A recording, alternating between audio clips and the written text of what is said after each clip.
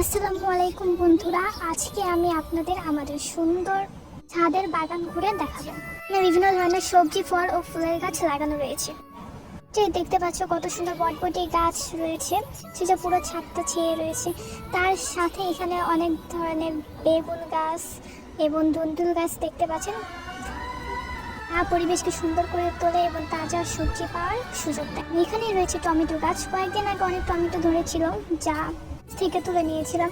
আর এইখানে রয়েছে বেগুন গাছ, বেগুন গাছে দেখেন কত ফুল ধরেছে। তো এখানে মিষ্টি কুমড়া গাছ তোমরা দেখতেই পাচ্ছ, খুব সুন্দর হয়েছে। আর তার পাশে রয়েছে একটি বেগুন গাছ। তারপরে টবে দেখতে পাচ্ছ পুঁইশাক গাছ। এর আগে যখন পুঁইশাক লাগানো হয়েছিল তার পাতাগুলো অনেক সাইডে ছিল, বাট এবার এগুলো একটু বড় হয়েছে। এই দেখতে পাচ্ছ এখানে আরেকটা পুঁইশাক গাছ রয়েছে, মানে দেখতে ভালোই লাগে। এখানে গোলাপ গাছ, পাশেই রয়েছে বটবটি, বেগুন গাছ এবং টমেটো গাছ। তার পাশে দেখতে পাচ্ছি নয়নতারা ফুল, এগুলো ফুটলে এত সুন্দর লাগে গাছটা। আর এখানে করলা গাছ, পেঁপে গাছ, লেবু গাছ, পাশে তুলসী পাতা গাছও আছে। তুলসী পাতা শরীরের জন্য এতটা